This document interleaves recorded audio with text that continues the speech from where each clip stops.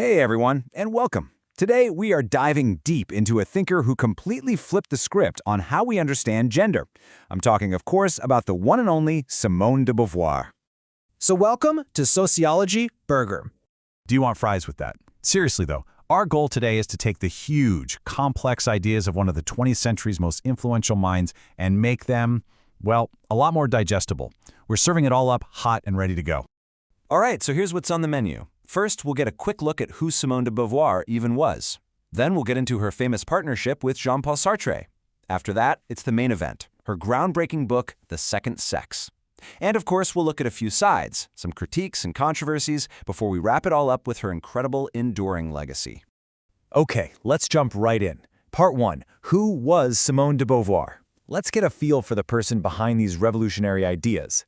So Beauvoir was born in Paris in 1908 into a pretty well-off family. But here's the thing, she didn't just follow the expected path. Instead, she trained to be a philosophy teacher, which was a huge deal for a woman of her class back then. And it was during this training, around 1929, that she met Jean-Paul Sartre, a name you're going to hear a lot. But the moment that really put her on the map, the thing that cemented her own legacy, was in 1949 when she published her masterpiece, The Second Sex. All right, so we have to talk about Jean-Paul Sartre. Their relationship was, well, it was legendary, one of the most famous intellectual partnerships of the entire 20th century. But, and this is a big but, it was almost always seen through a really unequal, gendered lens. And for years, the prevailing wisdom was that Sartre was the real genius, the original thinker. And Beauvoir? Oh, she was just the illustrator. The idea was that she just took his big existentialist ideas and, put them into her novels. The bias was just so obvious. His work was seen as pure, abstract thought, while hers was dismissed as just writing about her own life. It's a view that her own work would eventually and completely demolish.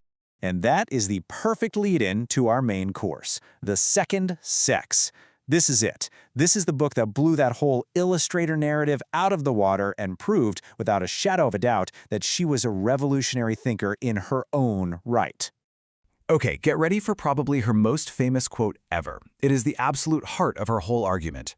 One is not born, but rather becomes a woman. Just let that sink in for a second. That one sentence.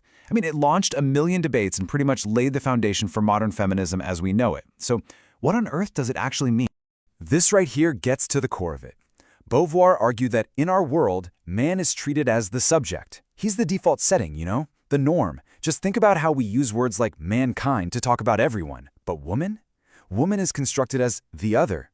She's not defined by who she is, but by who she isn't. She's defined only in relation to man. She's the deviation from the norm, literally, the second sex. So here's the big takeaway. When Beauvoir says you become a woman, she's saying that femininity isn't something you're just born with, like your eye color. It's not a biological destiny. No, it's a social construction. It's a whole set of scripts, behaviors, and expectations that society kind of forces on you from the moment you're born. The idea that gender is something you do, not just something you are, that was absolutely mind-blowing for the time. Okay, so like any great meal, this one comes with some sides. Not everything about The Second Sex has aged perfectly, so let's get into some of the common critiques and controversies. Now, looking back with modern eyes, critics have pointed out some valid issues. For one, the biology in the book is, well, it's from 1949, so it's pretty outdated. But a more significant critique is that her perspective is really that of a white, middle-class French woman. It doesn't really account for the experiences of women of color or working-class women. It also tends to present masculinity as this unproblematic default, and she wasn't a big fan of Freudian ideas, which some argue might have added a bit more complexity. And it's super important to remember that Beauvoir herself evolved. Later in her life, she wasn't just writing about these ideas, she was out there on the front lines. She became a really prominent activist, campaigning for things like reproductive rights and fighting against violence against women. She really started putting her philosophy into practice. So, after all that, the groundbreaking ideas, the critiques, what's the bottom line? What's her legacy? Why are we still talking about a book that was written way back in 1949? Honestly, her impact is just massive. Her whole idea about these gendered scripts that we all learn, that directly paved the way for later thinkers you might have heard of like Judith Butler, and the whole concept of gender as a performance. Beauvoir basically kicked the door wide open for us to question everything we thought was natural about being a man or a woman. And hey, If this has got you curious and you want to dive in deeper, the books by Mary Evans, Deidre Bayer, and Toril Moy are all fantastic places to start. They really get into the nitty-gritty of her life and her work.